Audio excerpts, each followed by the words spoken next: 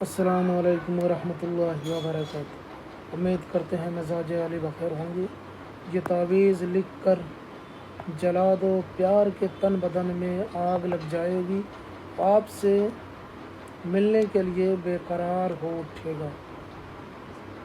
ये मोहब्बत का एक ऐसा तावीज़ है कि जिसे आप कर देते हैं तो प्यार के तन बदन में आग लग जाएगी, आपसे मिलने के लिए बेकरार हो उठेगा। अगर आप किसी को चाहते हैं, पसंद करते हैं और आप चाहते हैं कि वो आपसे मिलने के लिए बेकरार हो उठें, तो ये वजीफ़ा आपके लिए है। तो आइए जान लेते हैं ये वजीफ़ा किस तरीके से करना है, किस तरीके से अंजाम देना है।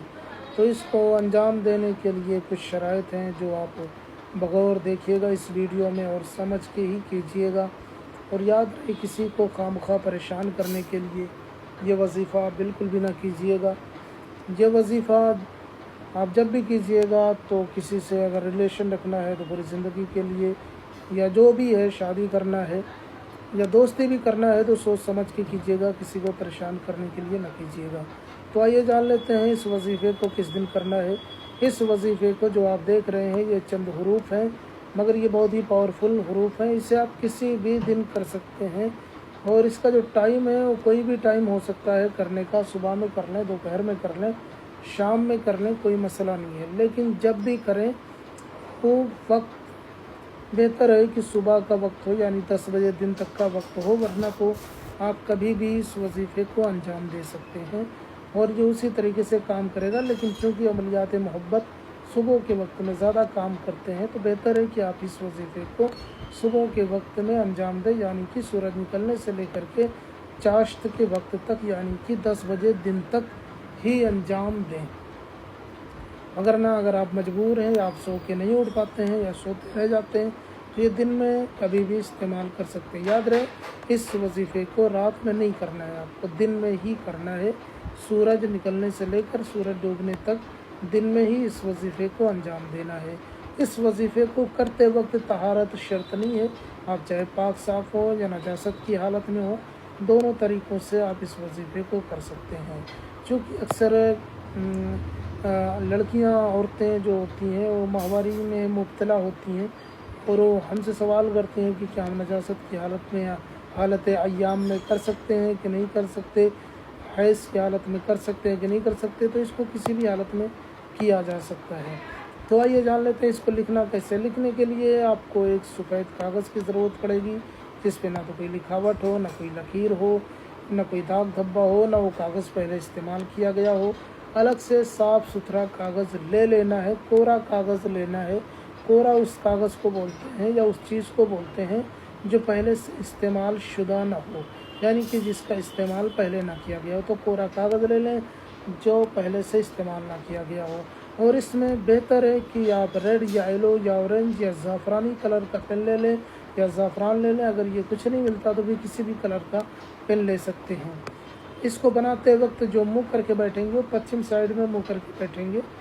पश्चिम साइड में जिधर की जाके सूरज डूब जाता है, मगरिब की तरफ सूरज डूबता है, तो पश्चिम साइड में मुँह करके बैठ जाएंगे। उसके बाद ये बैठने का जो तरीका है, ये आप ऐसे बैठें जैसे तशहुद में बैठते हैं। नमाज की हालत में तशहुद में बैठते हैं, दो जानू हो करके बैठें, दोनों पाँव मोड़ करके हालत तशहुद में नमाज में जो बैठते हैं उस तरीके से आपको बैठ जाना है। सलाम फेरते वक्त जिस तरीके से बैठते हैं हालत तशहुद में जो बैठते हैं उस तरीके से बैठ करके मगरिब की तरफ मुँह करके, यानी कि पश्चिम की साइड मुँह करके ये नक्श बनाना है।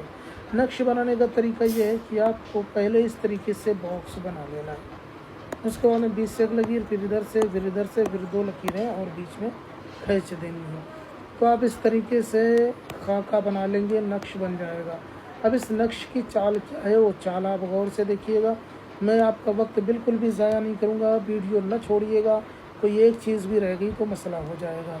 तो इस तरीके से जब आपका ज़ायचा बन जाए, खाका बन जाए, तो सबसे पहले आपको लिखना है काफ, फिर आपको लिखना है स्वाद, फिर आपको लिखना है मीम, फिर आपको लिखना है जीम, फिर आपको लिखना है ये, फिर आपको लिखना है गैन, फिर आपको लिखना है शीन, फिर आपको लिखना है तो, फिर आपको लिखना है फे, फिर आपको लिखना है हे, फिर लिखना है नून, फिर लिखना है लाम। इस तरीके से आपको खाका भरना है, नक्श भरना है, जायचा भरना है। चाल इसकी अहमियत की हामिल है। अगर इस चाल से, इस जायचे से लिखेंगे तो ये तरतीब बहुत बेहतर होगी आपके लिए और आपके महबूब के लिए भी। तो इसके बाद में जब ये नक्श बन जाए तो नाम लिखना है मतलूब का, महबूब का, जिसको आप तलब करना चाहते हैं, जिसको आप चाहते हैं कि वो आपके लिए बेकरार हो उठे, उसका नाम यहाँ पे लिखना है। याद रहे, अगर उर्दू अरबी में लिखेंगे तो इधर से लिखेंगे, हिंदी अंग्रेज़ी में लिखेंगे नाम तो इधर से लिखेंगे। तो हम उर्दू में लिखना चाह रहे हैं तो उर्दू में लिखेंगे पहले मतलूब का नाम। अगर वो लड़की है तो बिनते लिखें, बे नून ते, बिनते। और लड़का है तो बे नून लिखें यानी बिन लिखें, लड़की है तो बिनते लिखें, और लड़का है तो बिन लिख करके उसकी माँ का नाम लिख दें। माँ का नाम ना पता हो तो फिर छोड़ दें और बिन या बिनते भी ना लिखें। बिन या बिनते हिंदी अंग्रेज़ी में भी लिखा जा सकता है। तो पहले लड़की का नाम लिखेंगे, उसके बाद बिन या बिनते लिखेंगे, उसके बाद उसकी माँ का नाम। उसके बाद अगर आगे जगह बचती है तो आपको उसी के आगे अपना नाम लिख देना है। अगर आप लड़के हैं तो बिन लिखें, लड़की हैं तो बिनते लिख करके अपनी माँ का नाम लिख दें, नहीं तो फिर नीचे लिख सकते हैं नाम।